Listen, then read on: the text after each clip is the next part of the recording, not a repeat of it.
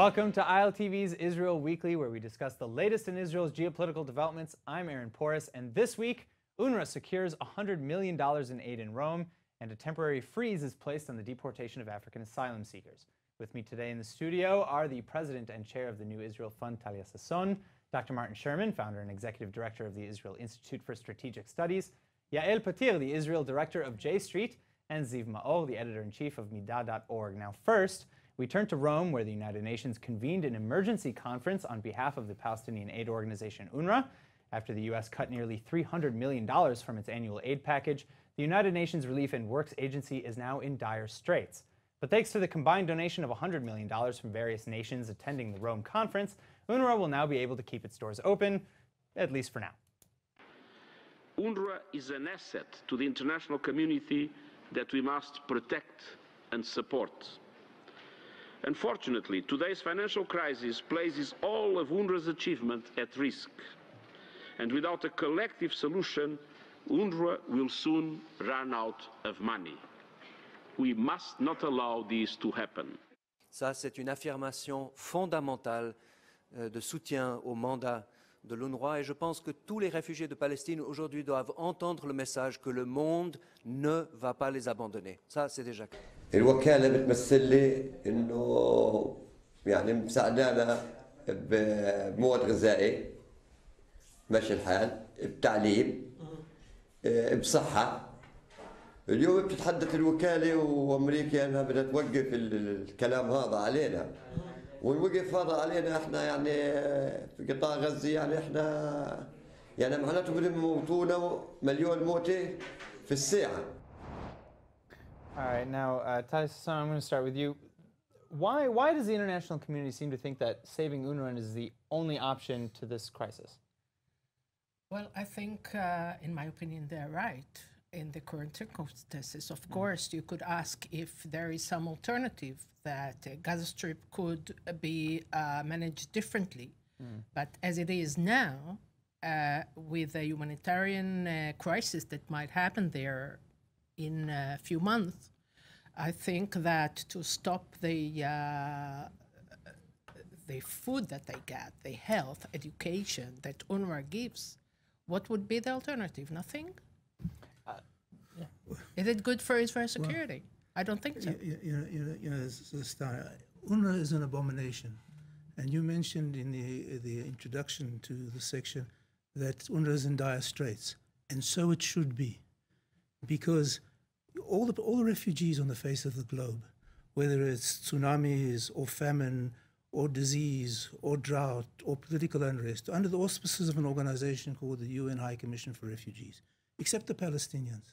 The Palestinians have their own organization which has their own definition of who's a refugee and their own mandate for dealing with them. According to the universal definition of refugees, the number of refugees goes down over time. It's not something that's passed on from generation to generation. According to the UNRWA definition, the number of refugees balloons over time.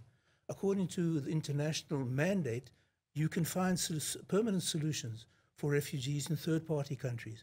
According to the UNRWA mandate, all they can do is take care of the humanitarian needs. So if you take the UNRWA definition, which defines by itself an expanding population, and its mandate, which only allows you to take care of humanitarian needs, you are forced to the conclusion that UNRWA is an organization that perpetuates the problem that it's supposed to solve. What's the alternative? The alternative, I'll tell you what. Sorry? UNHCR is the alternative. No. I'll tell you what the alternative is. Give the UNRWA budget to the people where the Palestinians are saying, like for Gaza, why are they refugees? Why are the Palestinians in Gaza refugees? Why are they refugees? The saddest thing with UNRWA is the fact that this organization is taking advantage of the people they're supposed to help. If they would have been act the same way the UNHCR acts, and as they should be, then we would not have a refugee problem. Actually, we do not have a refugee problem. We have a false refugee problem because the problem would have been solved as it was in many other cases during the 20th century. Every other case. In any other case. And the thing is that the UNRWA, the only reason it exists is adopting the racist, anti-Semitic narrative of the Arab League about what happened here in 1948. There is no justification for the existence of this organization. As for what happened a few days ago in Rome, this is a great success for Israel, because for the countries that did support UNRWA, with Switzerland, France, New Zealand, to raise $350 million for those countries is not a big deal. The fact that UNRWA only managed to raise, in a case of an emergency, only $100 million it's a very good sign for Israel. I do believe that this is we're witnessing the beginning of the end of this racist anti-Semitic organization. Yeah. There's nothing good for Israel in having a humanitarian crisis in Gaza, and there's nothing good for Israel in having Palestinian refugees in Syria or in Lebanon or in the West Bank. Where would you like them to be?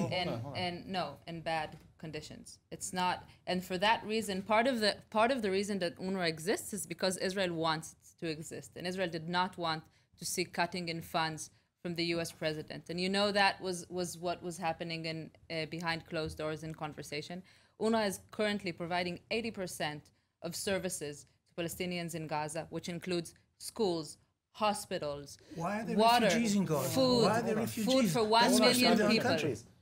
That's the mechanism. No, that's a mechanism. And that's the mechanism that Israel is happy to have in place, because it provides some security and it's protecting it from a situation in which people will not have education, will not have food, will not have medicine, and so on. So to go back to kind of an earlier point, then, first of all, why would that not be possible to put those services under the auspices of the UN High Commission for Refugees? Might be possible, but there's a whole process that needs to take place for that shift to happen within international consensus and so on. You can't just cut the money. You can't just cut the money. Why? Cut 2/3 of the money. Why? Because these are people, and they need these services. You know what? Give them money. And they're not a good option for And Israel. Israel is Gaza is under siege. It's not as if Why is it under siege? The siege is the result of Arab enmity, not the reason for Arab enmity. That's what it's a result of the policy of the government of Israel. No, the policy of the government is the result of Arab enmity. What do you expect? What was the policy of the Arab establishment in the Palestinian areas before 1948 as opposed to today? Before 1948, there understand weren't the question. For example, those refugees because they I believe ran what away to Dr. Gaza Sherman was- Strip from the land of Israel. What The majority it means of them. is what of the Yeah, I policy of agree the with Arab you. governments prior to I agree with 1948 toward the Jews Look, that lived there. I think, Now there look, were if there we is a want similar to amount. look, we have a problem these days. We have a problem now. You could argue if this is a good solution, if it's not a good solution. I could agree with you that this is a bad Give the solution. money to the Palestinian Authority. Give the money to the Palestinian Authority. But the Why to only UNRWA? thing is, how do you solve this situation Not now? by perpetuating it. And Not now, by I'm perpetuating sorry, it. I'm Dr. Sherman, sorry. please. Not by perpetuating Dr. it. Sherman, please let her He finish. has this, so be careful. Yeah, pull the gavel. So what I'm saying is that now there is a situation of crisis. People don't have enough water. There is not water and electricity supply enough for people. It's not good for us to hold those people in starvation. We have no choice. This is You this is have, outrageous. we have. Tanya, Really each and every outrageous. time Really Israel outrageous. tried to offer a hand of assistance, it's right back to us as terror. This is- Reminds me when was the last time? Each and every time that we had an operation, absolutely Martin, just outrageous. give me 2 minutes. Each and every time that we had an operation in Gaza, this came as a result of supply that was provided in order to help these people with cement to build their houses. They built We're not talking about shelters with cement. it. We're talking about food. We're Whenever talking about health. the We're talking boundaries about were education. open, So with whenever the respect- boundaries were open, they Absolutely fled outrageous. terrorism. So with respect Excuse me, to what you were saying earlier, because I think this is in line. You were talking about the ballooning population and Yeah, how but this is absolutely outrageous. The situation in Gaza is a direct result of the failed imbecilic policy of trying to foist statehood on the Palestinian Arabs. Two staters are the people who bear the sole blame for what's going on in Gaza. There's absolutely no other party that should share the blame for that. What would help you to blame people? No, I agree with you. I with agree with you. solving No, a excuse security me. problem? Excuse me. You've What been will wrong help before. you? Alex, I agree with you that Israel has no interest in a humanitarian crisis. Therefore, humanitarian aid must be restructured. Instead of pouring millions of dollars into rusting desalination plants and idle sewage purification plants, give generous individual relocation loans to allow the non-belligerent Palestinians to seek a better, more secure life elsewhere, out of the clutches of the cruel, corrupt cliques who've led them from disaster to disaster for decades. That is the only way. The solution for Gaza is not reconstruction, but deconstruction. Israel's High Court has recently ruled that the deportation plan for African asylum seekers just won't stand up to legal challenges. Therefore, the court has decided to freeze all deportations, at least for now. The Netanyahu government has responded that it intends to rework its plan both domestically and with the international community, and then resume deportations as soon as April 1st. פליטים אמיתיים ומשפחותיהם יישארו בישראל. אין לנו שום חובה להשאיר כאן מסתנני עבודה בלתי חוקיים שאינם פליטים. הם יוצאו למדינה אחרת. Those countries are not secure for me. I came here to save my life. So what I choose now is to stay in prison. I will choose, it's not a choice, but I will force her to be in prison if they decide, because at least I will be stay alive in the prison. All right, now the United Nations High Commission for Refugees, which we've discussed at length in the previous topic, has stated that Eritreans and Sudanese are granted asylum status everywhere on earth. Here in Israel, in the last, I don't know, nearly decade, they've admitted less than 1%. Why is that? Yeah. Well, I mean, this would be a bit cynical, but what I've understood, one of the reasons why they're considered refugees is that if they come back, they will be enrolled in the army, or once they fled, they will be put in prison for leaving the country. And in most countries, being in prison, being in an army, which is more like being a slave, is considered, will grant you a refugee status. Here, because we are, very positive towards the army. I think that really in Israeli, and it might sound, cynical, but I think that also that really in the Israeli mindset, enrolling in the army obligatory doesn't seem as something that one should flee from. And I know that I recently looked at the numbers. I know that in Europe they're getting 70% of the same people are getting refugee status, which they don't get in Israel. Yeah, the number I have is actually as high as 90. Until 2014. Now, as is the facts, what happens in Eritrea and in the South Sudan is debatable, but the fact is that it is irrelevant because they are being deported to Uganda and Rwanda, which have been declared by the same UNHCR to be one of the safest places on the planet for refugees, countries that invest funds in restoring refugees and helping them. The fact that this guy says that he would eventually die after being deported is irrelevant. It's a complete lie. Now, as for Eritrea and Sudan, a delegation from the British government and a decision from the European Court have declared these two places, South Sudan and Eritrea, to be safe and to be safe to deport to. Yet, Israel does not deport them to South Sudan and Eritrea, but to other states that have been defined as completely safe. The verdict of the Supreme Court is illegal, and I expect my elected government to disobey it. So, with that in mind, yes, to follow the legacy of the American democracy, to follow the legacy of the American democracy, and to disobey the court when it gives illegal verdicts. Never heard of a person who says that High Court of Justice of Israel is not the one that authorized to order to the government what is legal and what is not legal.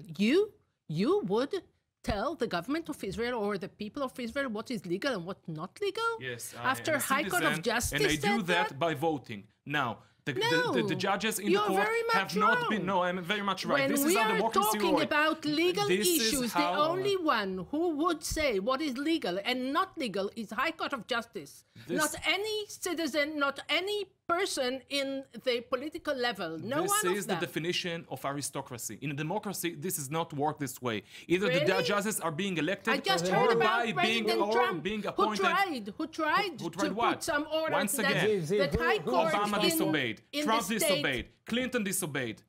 Andrew Jackson disobeyed. Where did you bring it from? Well, I opened the books and studied the history of American Court of Justice. This is the way it works in democracy.